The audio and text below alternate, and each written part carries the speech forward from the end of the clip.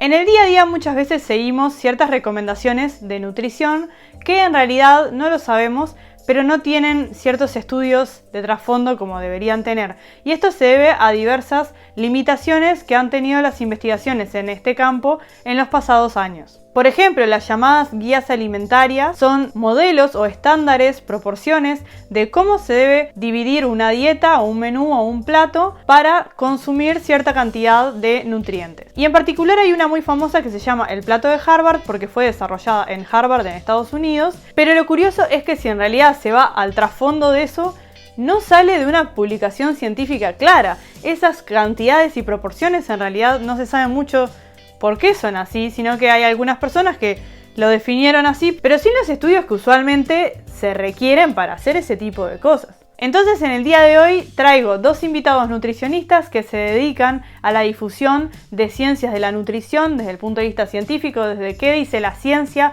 los estudios realmente sobre ciertas cosas, derribando mitos, probando algunas cosas, porque algunas cosas sí está bien, hay ciertas cosas que se saben y que están fundadas, pero otras no.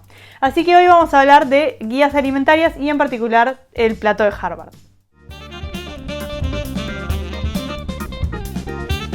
Hola a todos y bienvenidos, yo soy Mel, soy una bióloga uruguaya que está en Alemania haciendo un doctorado y a la par tengo este canal de YouTube donde entrevisto a investigadores por el mundo. Y sin más preámbulo vamos con ellos, bienvenidos José María y María Gabriela, es un gusto tenerlos acá conmigo. Un gusto también. Hola, ¿cómo estás? Cuéntenos un poco entonces sobre ustedes y sobre su trabajo. Hola, me llamo María Gabriela Acosta, soy licenciada en nutrición por la Universidad Autónoma de Asunción, soy docente y divulgadora en la web de divulgación científica La Nutrición y sus Demonios, una web donde están colegas de distintos países, el fundador de la web de Uruguay, que es Sebastián Prates, otros uruguayos, José María Capitán de España y Aurea Montúfar de Perú. Nuestro objetivo como web es combatir las pseudociencias, sobre todo en el área de nutrición, pero las pseudociencias y charlatanerías en general. Que la información científica llegue no solamente a los colegas y distintos profesionales, sino que a la población en general. Bueno, mi nombre es José María Capitán, también soy integrante de La Nutrición y sus Demonios, soy dietista nutricionista, graduado en Nutrición Humana y Dietética por la Universidad Pablo de Olavide, tengo una maestría en agroalimentación y actualmente estoy cursando un doctorado en biociencias y ciencias agroalimentarias. La nutrición puede ser considerada como una ciencia reciente, si bien hace siglos que se tiene en cuenta la alimentación y cómo influye en nuestra vida. Recién a partir del siglo XVIII, gracias a los aportes del químico francés Lavoisier, que empezaba a hablar de la oxidación de nutrientes, empezaba a formarse y a considerarse como ciencia. Bueno, tenemos realmente, justamente como una ciencia reciente, limitaciones a la hora de investigar en nutrición. Por razones éticas, logísticas, no se puede poner a un grupo de personas a alimentarse solamente con un nutriente, entonces podría decirse que avanza, mucho se sabe, a pasos cortos pero firmes. Mucho se sabe, pero mucho aún falta por saber. Quisiera también recordar esta definición que acuñó un médico argentino que se llama Pedro Escudero, que sería el conjunto de funciones armónicas entre sí, cuya finalidad es mantener la materia y preservar la vida. La nutrición resulta fundamental e importante. Por ende, que caiga en manos de charlatanes recomendaciones nutricionales puede resultar bastante peligroso. También podemos recordar una frase que seguro que habrán escuchado muchísimo, que es somos lo que comemos. Y no deja de estar en lo cierto, ¿no? A pesar de ser una frase sencilla, puesto que los nutrientes son fundamentales para la composición de nuestros tejidos y órganos. Desde los inicios, en la formación del vientre materno, hablamos ya de la importancia de la alimentación en el embarazo, la lactancia y distintas etapas de formación. Pero también me parece interesante decir que comemos conforme a lo que somos. Esto quiere decir que nos alimentamos de acuerdo a dónde vivimos, de la región donde estamos, de las cosechas, nuestra realidad socioeconómica. Hay varios factores que influyen en nuestra alimentación. Entonces, de ahí parten lo que serían recomendaciones nutricionales para cada región. Por ejemplo, en un país, en Benín, se consumen pocos lácteos. Sin embargo, en Irlanda es un país donde se consume bastantes lácteos. Estados Unidos, un país considerado con alto consumo de carne, y en la India es todo lo contrario, hay un bajo consumo de este alimento. Estas diferencias hacen que la Organización Mundial de la Salud, más allá de las recomendaciones nutricionales de nutrientes como carbohidratos, proteínas y lípidos, que no van a diferir mucho en lo que son de acuerdo a cada ser humano, porque bueno, son necesidades básicas. Si la alimentación difiere, por lo que dijimos recién, entonces surge la necesidad de crear guías alimentarias para cada población, que son orientaciones básicas para que la población pueda guiarse a la hora de elegir alimentos y cocinar estos. Lo que ocurre es que podemos caer en un problema, en la tendencia a querer crear una dieta única o recomendaciones únicas, y esto puede, como veremos más adelante, resultar peligroso. Sí, muy importante de tener en cuenta las diferencias entre las personas, las diferencias entre las poblaciones, países, culturas, también, bueno, las enfermedades, predisposiciones genéticas, ¿no?, que pueda tener cada uno, eso también afecta un montón. Y ya que estamos hablando de todo este tipo de, como de guías alimentarias, de cómo la gente debe comer, o qué debe comer, o en qué cantidad, para ser saludable o no ser saludable, quería hablar de una guía muy popular que es el llamado plato de Harvard. Quería saber qué opinión tienen ustedes al respecto, si nos pueden contar un poco de qué es, en qué se basa. Yo creo que cuando todos lo vean van a decir, yo sé lo que es eso, pero capaz que muchos no lo conocen con ese nombre. Muy bien, bueno, pues el plato de Harvard es una guía alimentaria que ha sido creada pues, por los expertos de la Escuela de Salud Pública de Harvard, y que da una serie de recomendaciones que están siguiendo actualmente muchas poblaciones, pero hay que tener en cuenta de que es una guía norteamericana. Y aunque es cierto de que poblaciones como la mía, en España, se sigue mucho y se siguen sus recomendaciones, y muchos expertos en nutrición la están recomendando actualmente. Y más allá de que sea norteamericana, ¿no?, que obviamente que, claro, ya nosotros, por ejemplo, todos nosotros somos de otro país y de otro lado, entonces ya a todos nosotros obviamente no se nos va a ajustar así directamente, pero digo, más allá de eso, porque perfectamente lo puede crear alguien en algún país y capaz que, yo que sé, está bueno para todos, pero ¿qué opinan ustedes? ¿Es un buen método para aprender a comer bien? ¿Es un método que realmente se puede trasladar a otras poblaciones? ¿Cuál es la opinión? Bueno, pues a juzgar por su uso, podríamos pensar que sí, ¿no? Porque actualmente se está utilizando, como digo, por parte de profesionales de nutrición en consulta, en educación nutricional, está apareciendo en numerosos libros de texto, incluso. Sin embargo, tenemos que puntualizar una serie de hechos, y es que ninguna sociedad científica, en el caso de España, lo ha avalado. En España tenemos lo que es la ESAN, la Agencia de Seguridad Alimentaria y española, que efectivamente no la avala, tampoco la avala la EFSA, la Agencia de Seguridad Alimentaria Europea, ni siquiera lo avala la USDA, que es la consejería, o, perdón, digamos, la agencia encargada de hacer las recomendaciones en Estados Unidos sobre temas de alimentación, y tampoco la FAO, es decir, no hay ninguna sociedad científica en el mundo que avale esta guía. Y claro, esto es algo que en principio, bueno, pues resulta llamativo, ¿no? Cuando buscamos en la literatura científica artículos sobre el plato de Harvard, digamos que parte de la ciencia lo avala, pues descubrimos que no hay ni una sola publicación en ningún cuartil que explique de dónde salen las proporciones que se plantean en el plato de Harvard, que explique de dónde salen esas proporciones y por qué esas y no otras, ¿no? Por tanto, de primera nos choca esto, ¿no? Porque algo que una serie de expertos de una universidad muy prestigiosa recomiendan, y que es una guía que casi se ha universalizado, que no tenga ningún aval, que no tenga ninguna publicación científica que la avale, que no la apoye ninguna sociedad científica, hombre, pues nos podríamos plantear realmente si esto tiene validez y si realmente estamos aprendiendo a comer bien con esta guía alimentaria. Nos tenemos que hacer esa pregunta. Y especialmente hoy en día me parece que, más allá de que es una disciplina difícil de estudiar, como María dijo, de todos modos tenemos muchos métodos modernos y cosas que podríamos hacer. Pero hay un tema, la gente, o sea, los nutricionistas, digo yo principalmente, se ven tentados porque es una guía muy actualizada, ¿no? Estados Unidos suele actualizar cada 5 años su guía, entonces bueno, dice, bueno, esto están actualizando constantemente, pero por otro lado vos mirás las guías estadounidenses y dice, bueno, primero proteínas, carbohidratos, La gente no, de por sí le cuesta de repente las porciones. Si vos le decís hidrato de carbono, proteína, te dicen, ¿pero qué es esto? Te dicen muchos.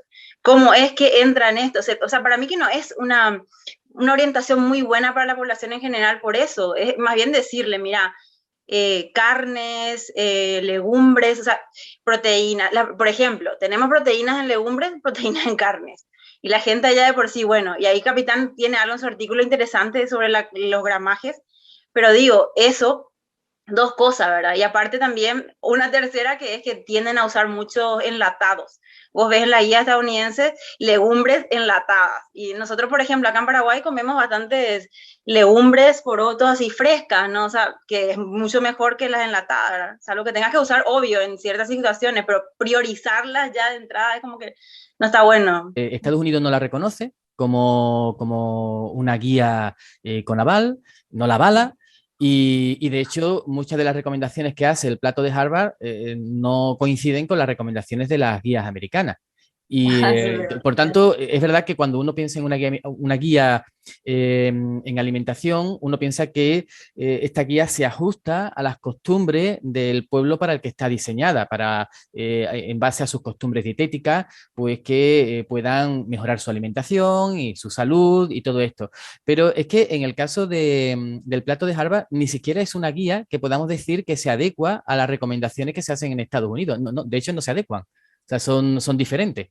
Así que nos encontramos con algo muy extraño, porque esta publicación que está tan difundida, que se está empleando en tantos libros de texto por parte de tantos profesionales, no solamente no tiene aval científico, no solamente no se basa en ninguna recomendación superior, sino que si realmente pretendiéramos seguir esta guía tal y como nos propone, podríamos realmente llegar a tener una mala alimentación por razones por las que ahora voy a pasar a explicar. O sea, la pregunta, si nos preguntamos, ¿podemos llegar a aprender a comer bien con el plato de Harvard? La respuesta es rotundamente no. Pero ni en Estados Unidos, ni en España, ni en Uruguay, ni en Alemania. O sea, esas recomendaciones no responden a ninguna extrapolación de recomendaciones que se hagan por parte de ningún organismo superior. Me explico. Cuando yo esto lo paso al plato de Harvard, veo que para empezar me coloca con el mismo volumen los hidratos de carbono y las proteínas, pero estos no son alimentos que me vayan a responder a esas recomendaciones de la OMS ni tampoco de las guías americanas.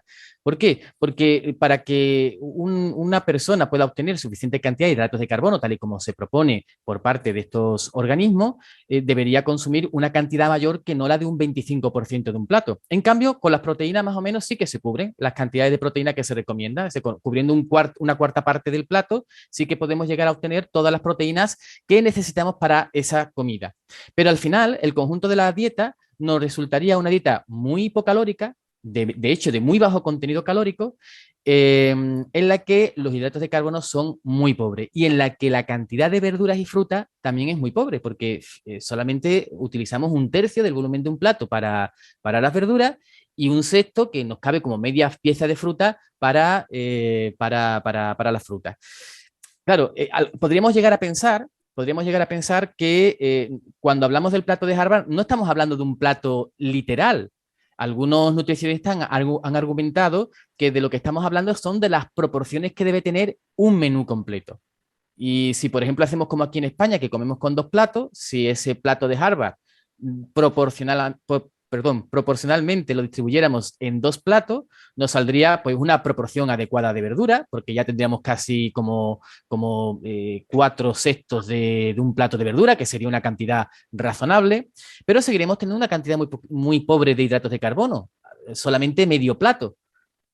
Y en cambio las proteínas se nos saldrían muchísimo, tendríamos una dieta hiperproteica. Este tipo de dieta nos podría recordar más a una dieta de tipo paleolítica o low carb, a una dieta propia de una cultura mediterránea como la que tenemos aquí en España o como las que se siguen en otros lugares del mundo. Por tanto, esta dieta realmente no sigue ninguna recomendación oficial de nada. Parece más bien una ocurrencia de sus autores, pero eso sí, una ocurrencia con un éxito tremendo, por la difusión que ha tenido. Otro de los fallos que tiene esta guía es equiparar distintos alimentos, como por ejemplo la carne y las legumbres. Si nosotros llenamos un 25% del plato con carne, obtenemos unos 20 gramos de proteínas.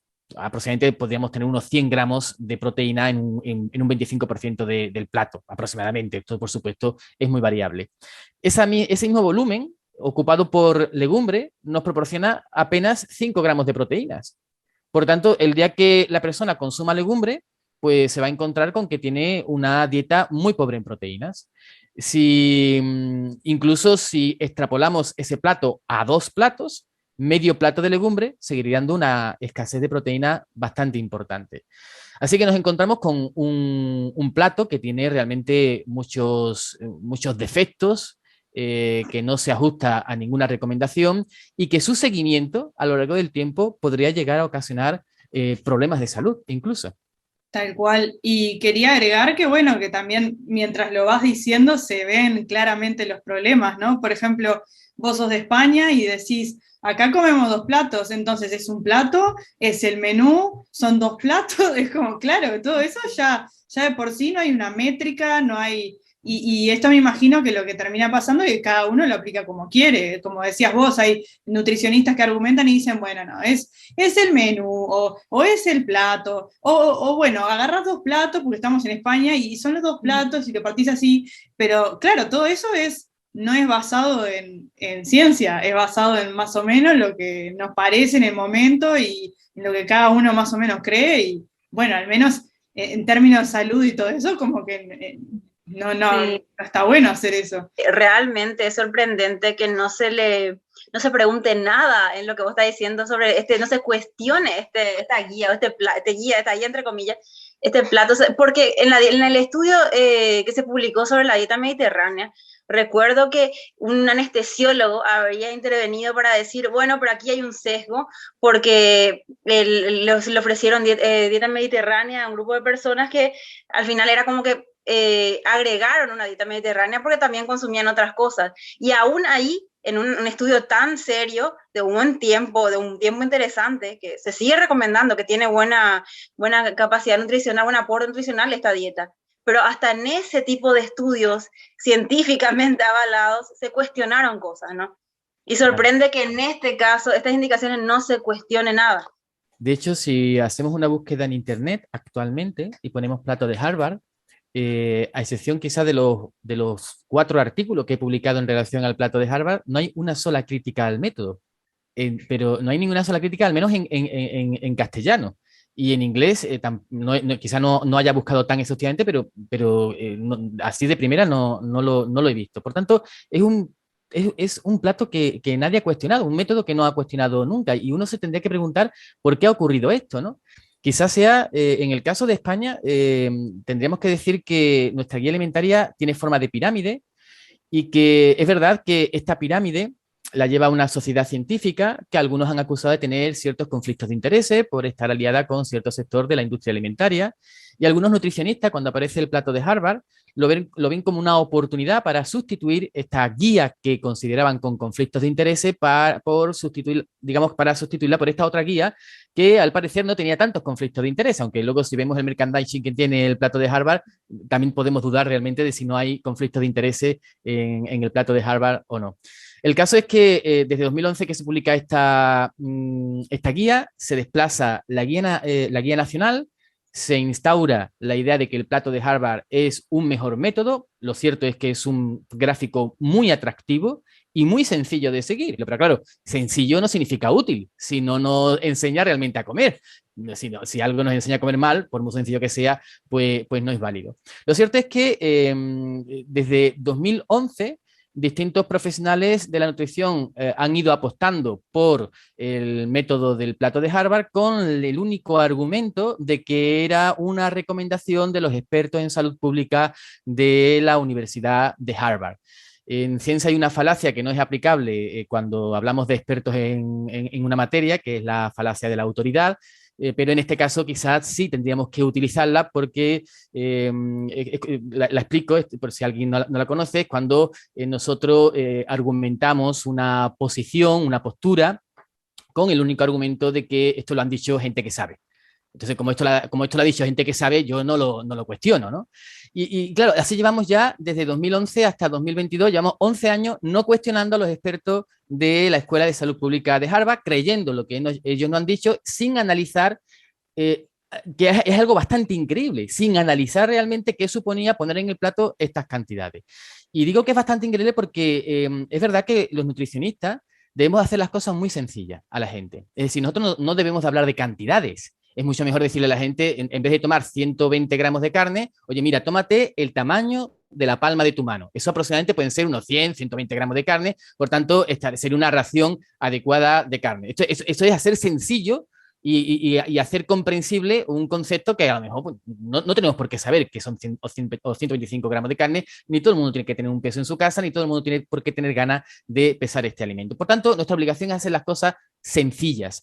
Pero claro, antes hay que hacer muchos cálculos para hacer las cosas sencillas. Si yo a la gente no les quiero decir que pese ni que mida nada, yo antes he tenido que pesar y medir mucho para saber cómo aconsejar a la población cómo tiene que alimentarse sin tener que hacer esas pesadas y esas mediciones que yo ya he hecho previamente.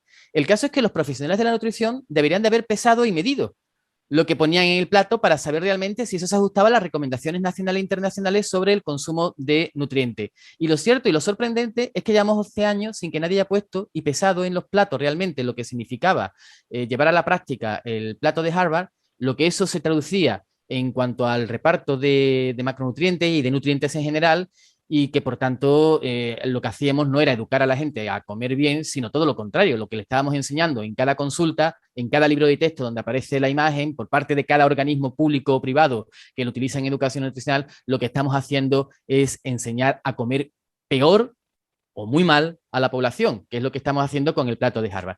Sin ningún artículo científico que lo sustente y sin ninguna sociedad científica en el mundo que te lo avale, hombre, ciencia no estás haciendo.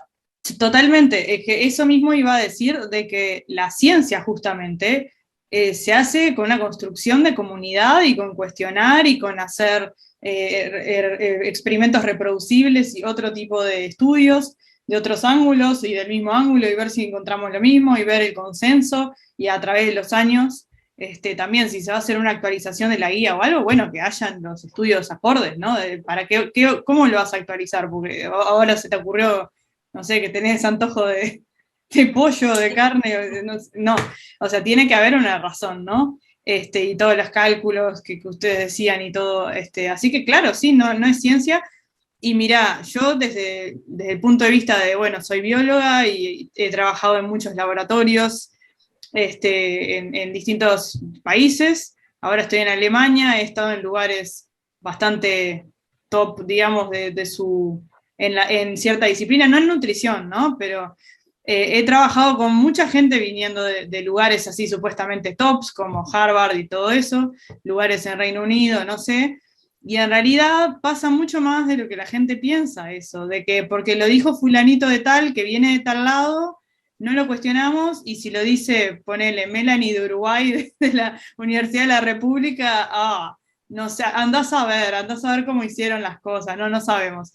Y muchas veces pasa eso, es desgraciadamente, y capaz que, claro, la gente en el día a día no se da cuenta de eso y no lo sabe, pero cuando te metes en el trabajo te das cuenta. Y yo, por ejemplo, siempre trato de hacer un esfuerzo de decir, mira, a mí no me importa quién esté del otro lado, ¿no? Lo que me importa es lo que me está diciendo, los argumentos, las evidencias, el estudio. Y me ha pasado de estar enfrente de gente en mi disciplina, o sea, que no es nutrición, pero bueno, pasar cosas parecidas, y que venga alguien y diga, esto es así. Y créeme, yo en mi casa lo vi de tarde, hice unas cosas en la computadora y bueno, me dio este resultado. Y después, por ejemplo, otros vamos y lo hacemos y no nos da eso. Y esa persona pone y le dice, no, pero yo, o sea, te estoy diciendo yo que esto es así. Y ahí, viste, hay que como frenar y decir, no, vamos, nos sentamos todos juntos a hacerlo, mostrame el desarrollo, ¿no? Mostrame los pasos, mostrame qué valores usaste, qué cálculos hiciste, cómo llegaste a esta foto, ¿no? Esta gráfica o esto final que me está mostrando, y ahí vemos qué me parece, ¿no? Pero porque vos lo dijiste, ni aunque fueras la reina de Inglaterra, digo, todo bien, pero no es así. Justamente lo que vos decís, exactamente así. Y sabes que es más peligroso aún, porque la gente dice, bueno, charlatanería, pseudociencia, y asocia, bueno, a alguien que no tiene estudio y que viene a hablar de esto, un coach de algo. Pero ¿qué pasa cuando la información falsa, como que no tiene una base científica, parte de un profesional, de un médico, doctor tal? Entonces ya la gente dice, ah, no, el doctor lo dijo. Y es como ya una verdad absoluta. O sea, que partimos de la base de que la gente no sabe lo que es la ciencia en sí, cómo funciona la ciencia y las preguntas que se hacen en la ciencia. Y ya es como la autoridad lo dijo o el a mí me funcionismo. Es peligrosísimo.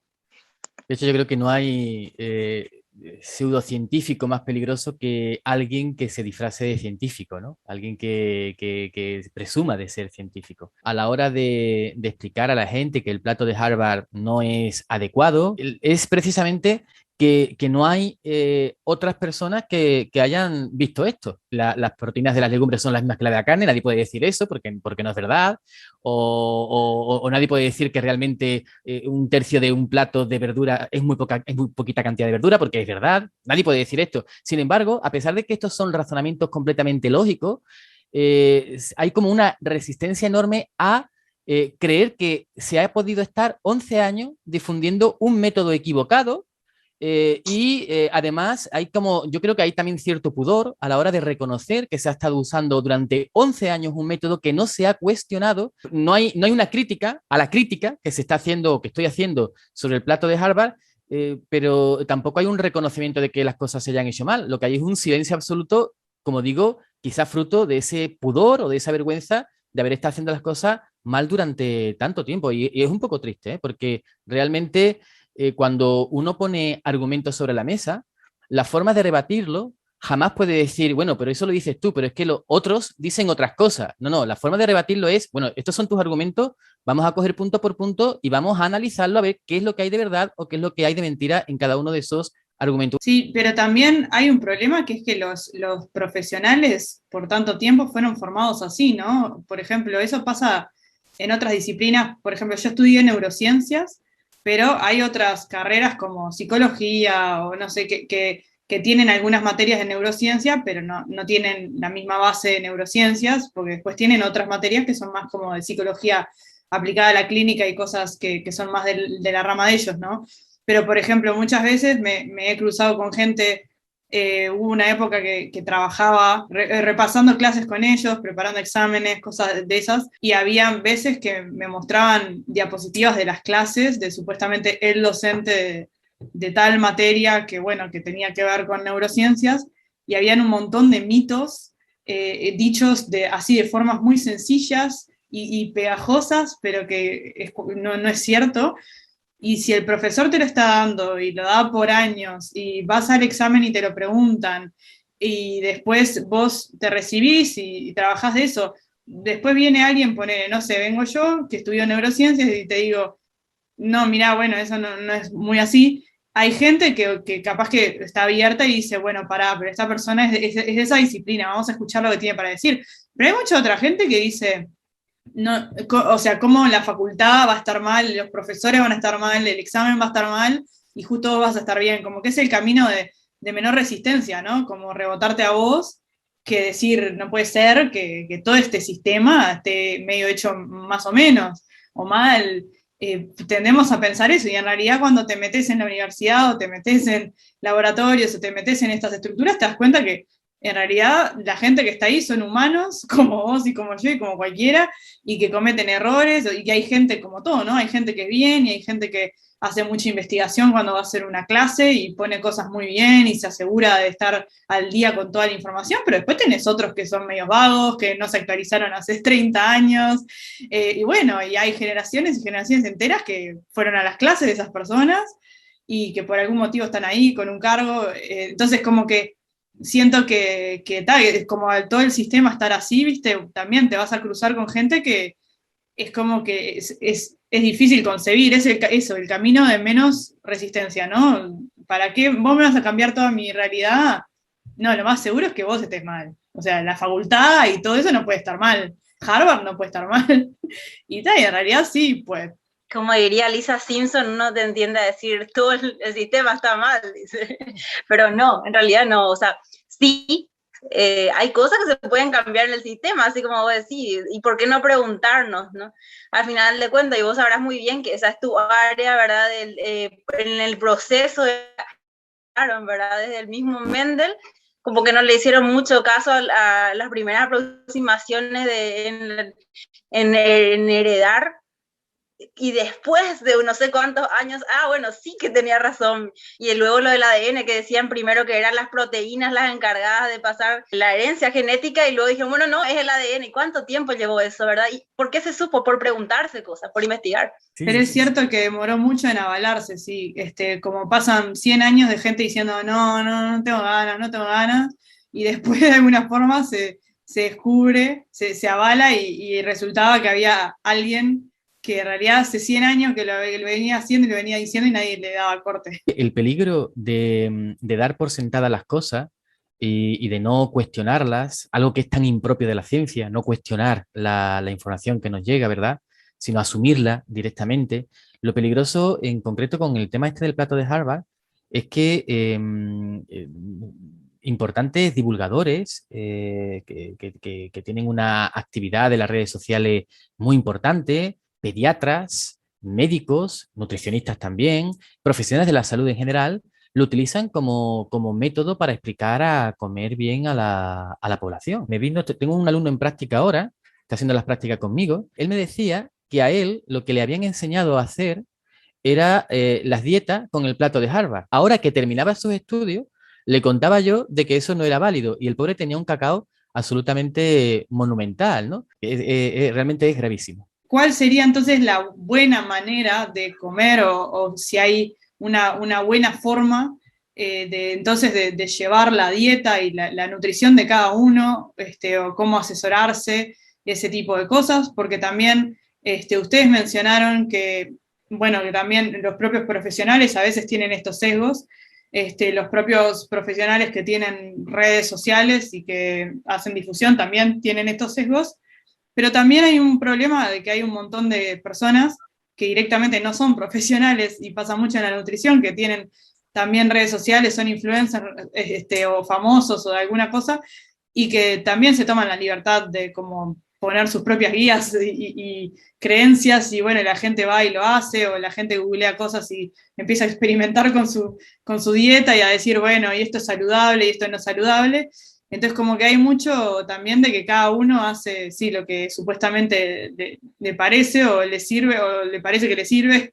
Mucha libertad, pero en el mal sentido, ¿no? O sea, como de falta de estructura y falta de realmente cosas que se sepan bien, y eso puede llevar a problemas de salud, ¿no? Bueno, es cierto que realmente es peligroso que una persona que no estudió, por ejemplo, nutrición, o mejor dicho, esté lejos de una base científica, empiece a hablar de, a mí me funciona esto, sigan este tipo de dieta, fomenten miedo hacia nutrientes, por ejemplo, que se ve mucho miedo hacia los hidratos de carbono, que abunda, que la gente dice, no lo quiero porque es hidrato de carbono, esto me cae mal, esto está mal.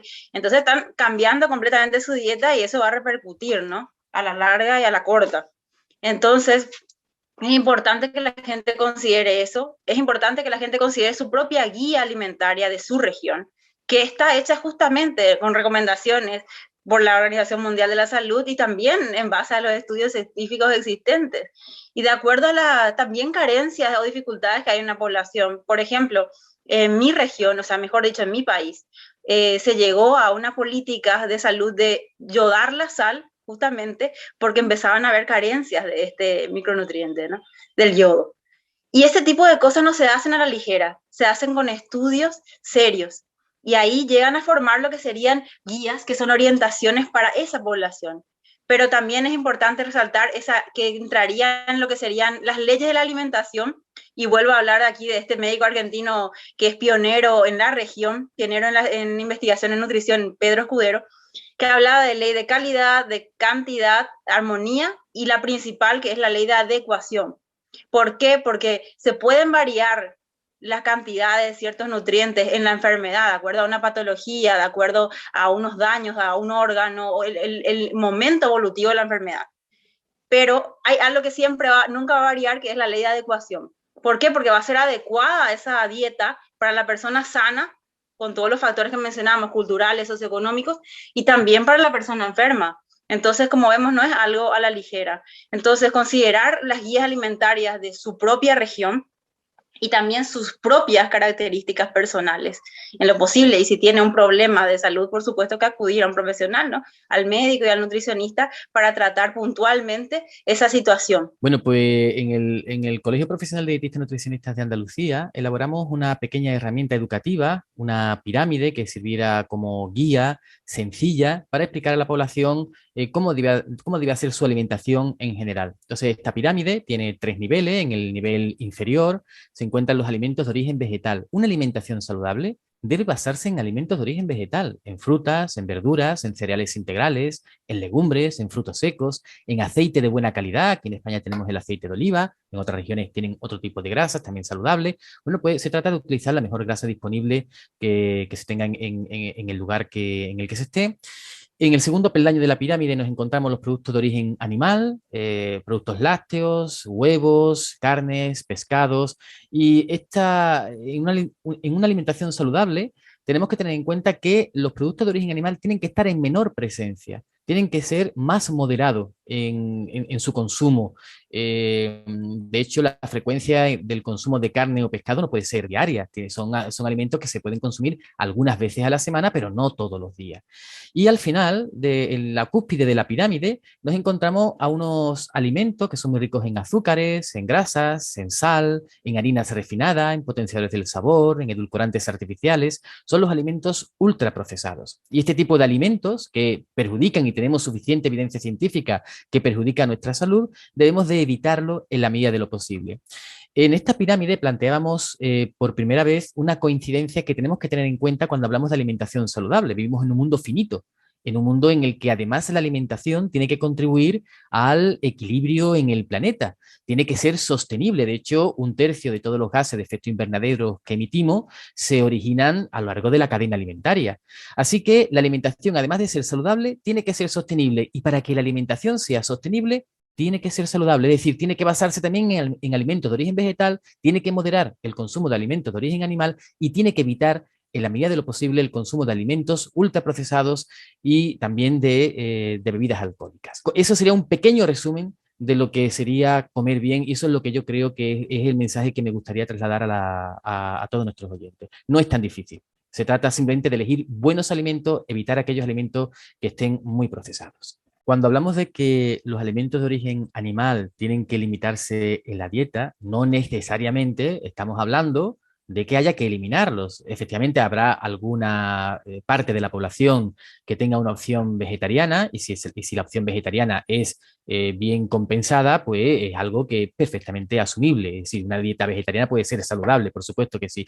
Pero para la población en general, la recomendación de eliminar la carne no es algo válido, es algo acultural. Y la carne, el pescado y los alimentos de origen animal también aportan nutrientes que son interesantes. Por tanto, el consejo práctico que podemos dar a la población en general no es que elimine, que esto es una opción solamente para determinado tipo de personas, sino que reduzca a unas pautas saludables y sostenibles el consumo de productos de origen animal. Sí, me parece que quedó súper claro. Y de hecho me encantaría volverlos a traer, porque siento que esto se desglosa en un montón de temas y subtemas y de todo. Es un tema que, como decían, hay mucha pseudociencia y mucho debate, y creo que es re importante que tengamos estas conversaciones y que veamos lo que dicen los estudios.